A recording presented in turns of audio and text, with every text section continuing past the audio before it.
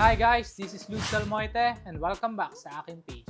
So for today's video, mag-unbox tayo ng Vans. May 4 na box na dumating sa atin ngayon and sabay-sabay natin tignan at sipatin kung gaano kaganda yung Vans na mga dumating sa atin.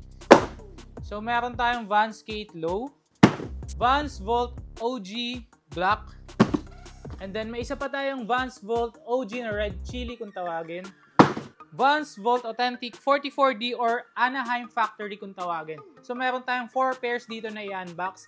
Mag-start tayo dito sa Anaheim, okay? So unbox natin tong Anaheim. By the way guys, ito nga palang mga nakikita nyong pairs dito is personal pairs ko ito. And then syempre kapag gusto nyo mag-purchase sa aming store, syempre kompleto yung sizes natin yan. PM lang kayo sa ating page para at least ma-assist namin kayo.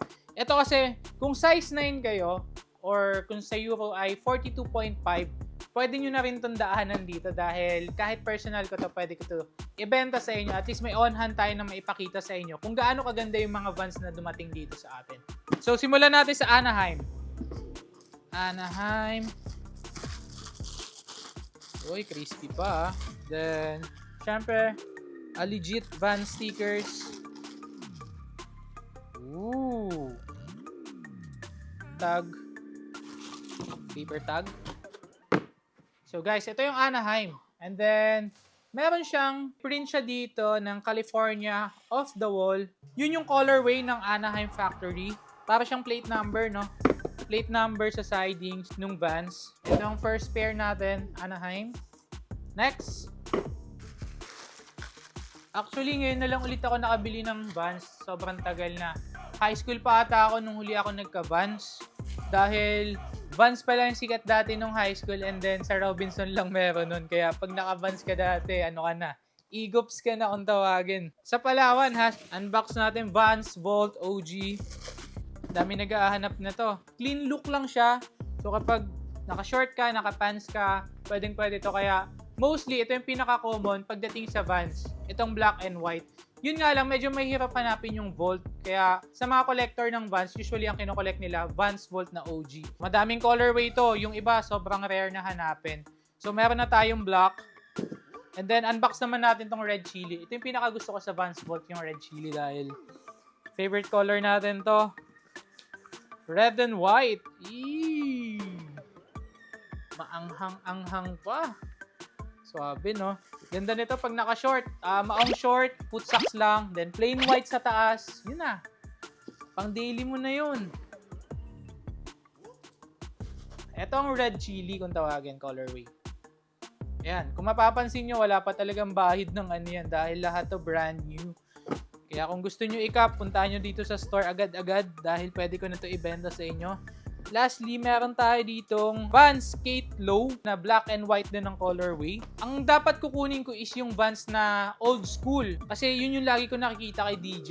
Paborito ang sapatos ni DJ, syempre yung Vans. Nakikita natin yan. Pero mas pogi kasi to eh.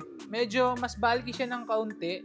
And then, may minimal logo siya dito ng Vans. Kaya mas na-appreciate ko siya. Ang linis ng tang. Kung makikita nyo yung tang niya dito, ang linis. Ayan oh. Yan, pwede rin siya sa short pants. And then, may extra lace to na black kapag ayaw nyo ng white.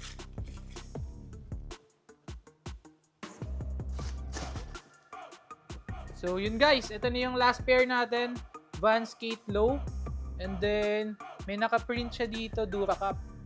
Di ko alam kung ano meaning ng Duracup na to. Ngayon naman, titignan natin kung ano nga ba yung difference ng Vans Skate Low versus Old School. Ibang klase talaga sa shop na to. Kusang dumadating yung sapatos, no guys? Okay, so yan, at least ma-clear natin kung ano nga bang pinagkaiba nila. Sa side, medyo similar sila sa pagdating sa side. Yun nga yung katulad ng sinasabi ko, dito may minimal logo tong Skate Low, kaya mas nagustuhan ko siya. Sa front naman, medyo mas wide itong Skate Low versus dun sa Old School. Ayan o. Ito yung front, ito yung side, and then, ang Old School, walang logo dito sa tang versus dito sa Skate Low may tongues. Mas na-appreciate ko yung Skate Low kaya Skate Low yung kinuha natin. Yun lang naman. And then syempre yung print dito sa side ng Duracup, wala din dito sa old school.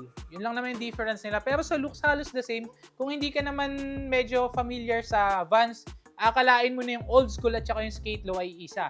So, yun lang naman pinagkaiba nila. Kapag may mga gusto pa kayo unbox, bisita lang kayo sa store natin. Feel free po na mag-PM sa page para sa mga inquiries. Yun lang and bye-bye!